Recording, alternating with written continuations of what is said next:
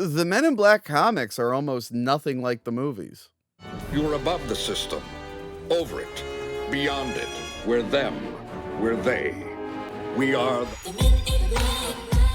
Hi everyone, Tony from Mac the Movies here, and I'm back in black to talk about the Men in Black. I recently just talked about all 4 movies on my podcast. If you're new here, I do a weekly podcast where I talk about movies new and old. And in that episode, we mentioned the original comics that Men in Black was based on. I've never read them. Have you guys read them? No. I've seen like an issue, but Yeah. it's like a little darker. The art's like not the greatest. I mean, I'm sure somebody loves it, but it just wasn't my thing. I'm like, It's very indie. Yeah. I started with this, so it's like weird to go back where it's like darker and weird. I'm like, That felt like me when I went back to the Mask comic, like the very first Mask comic. I love the Mask movie, and I've read the comics. I'm like, these are amazing. Yeah, Oh I my enjoyed God. both, but yeah, it is kind of hard to go from one to the very- other. If you like that clip, make sure to check out the full What is the Worst Men in Black movie episode here on this channel, or listen to the audio version wherever you get your podcasts. After shooting that episode, I decided that maybe I should take a look at the Men in Black comics and see what they're actually like. I love the original movie. It was a big part of my childhood. I should probably see what the source material is like for once in my life. The comics were created by Lowell Cunningham for Aircell Comics, which would eventually become Malibu Comics. 6 issues were made before the film went into production. A 7th issue called Far Cry was done when Marvel Comics acquired it. They released it before the movie to build hype, I guess. At the end of this video, you'll see why they decided not to continue this continuity after the film was so well received.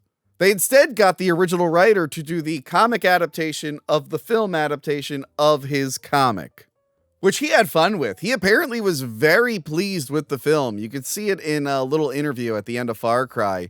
He was totally hyped. He didn't mind the changes they did, and he even has a cameo in it. But we're not going to talk about the comics that were based on the films. Maybe one day we will. Instead, I want to talk about the original 6 issues and the Far Cry comic. Obviously, Lowell based the Men in Black comics off the Men in Black myth, the shady men that are reported to show up whenever people spot UFOs. Funny enough, the first issue in the series has nothing to do with UFOs. There is a plot element that eventually is tied to aliens in a later issue, but this first issue is about weird, satanic, evil cults running drugs. That's right, the Men in Black deal with more than just aliens in these books. They go up against demons, superheroes, and even weird birdmen. So what did the movies actually take from the source material? Agent J starts as a cop who gets recruited by Agent K. New agents have their identity erased. They use a neuralizer to erase people's memories. Their car can change shape. They negotiate with aliens. They encounter giant bugs who land on a farm. They have fancy guns for special occasions. They have a giant underground headquarters. And there's a guy named Zed who appears to be in charge. Now, what's different? Kay interrupts Jay's undercover operation and recruits him right away.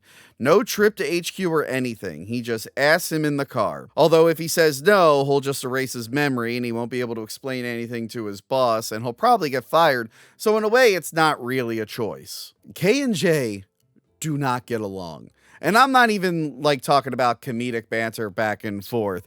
Jay is super suspicious of Kay and doesn't trust him at all. He calls out Kay's cruel shoot first, there won't be questions later mentality. Throughout the 6 issues, Jay likes Kay less and less. It gets worse when he meets a former MIB agent named X, who has now turned into a Wolverine-style superhero called the Wolf. X lets him know that the Men in Black are more into controlling the Earth than they are protecting it. Kay was a hard ass in the movie, but he is straight up malicious in this. He loves to kill whenever he gets a chance. He gets really excited at the thought of killing X's pet wolf. And he kills an old man who's apparently psychically controlling a demonic bird man.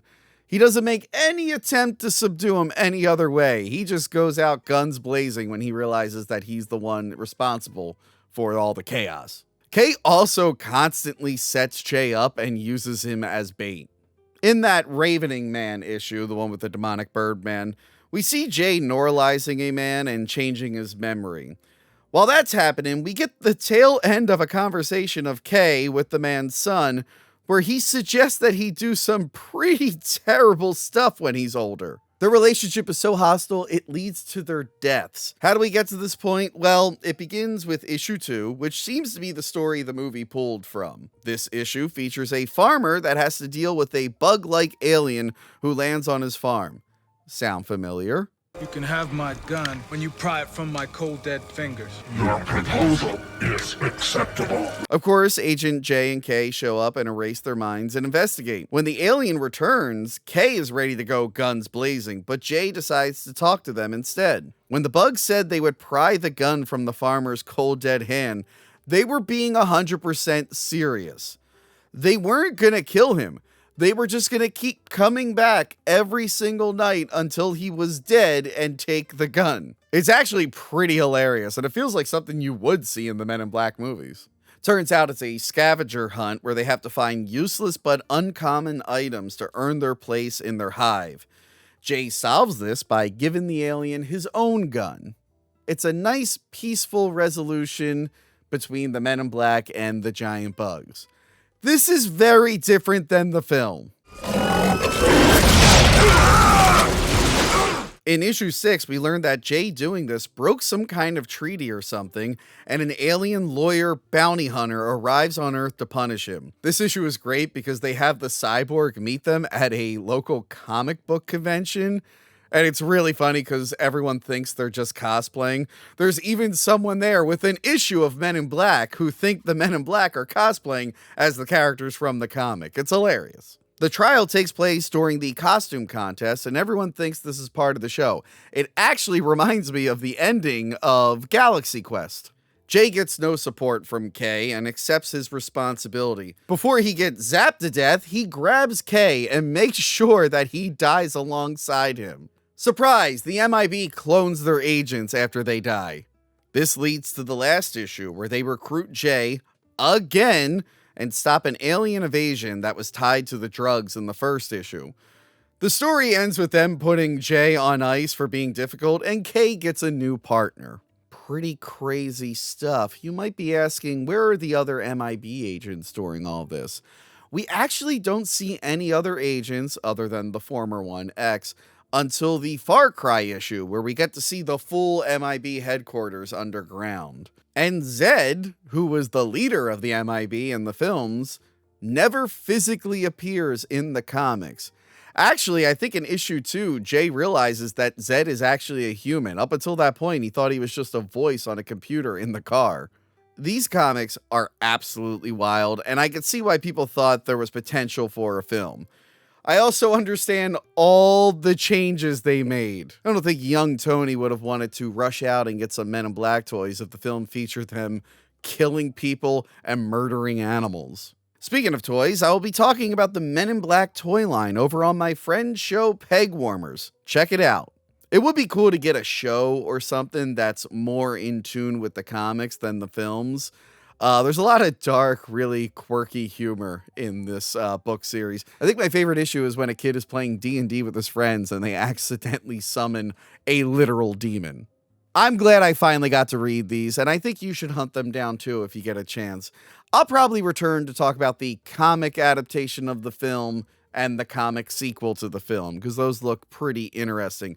If you like this video, again, please check out my What is the Worst Men in Black episode of my podcast, and check out the podcast in general. We got a whole playlist here. The audio version, like I said, is available wherever you get your audio podcasts. But yeah, I hope you enjoyed this video, and I guess there's one last thing to do. You really love this video and you just can't get enough, so you are going to subscribe to the channel and go through our entire back catalog of podcasts. You love Hack the Movies. You watch every episode of the Hack the Movies podcast, and when you can't watch it, you subscribe to the audio feed wherever you get your big podcast. And actually, you love Hack the Movies so much that you became a Patreon or channel member, whichever one's more convenient, and you watch all of our bonus videos and our early episodes. Actually, you're such a big Hack the Movies fan that you went over on Patreon and you signed up to watch early episodes and bonus videos. You might have even signed up for the $5 tier where you get Discord access and commentary tracks. And if you're hardcore, you signed up for the $10 tier where you get exclusive wallpapers, everything in the other tiers, and you get to join us for live episodes. So yes, you're going to do all of that if you haven't already, and you're going to keep watching every single video I put out. Okay, goodbye. Remember to like, comment, and subscribe. Check out our other videos and Patreon page.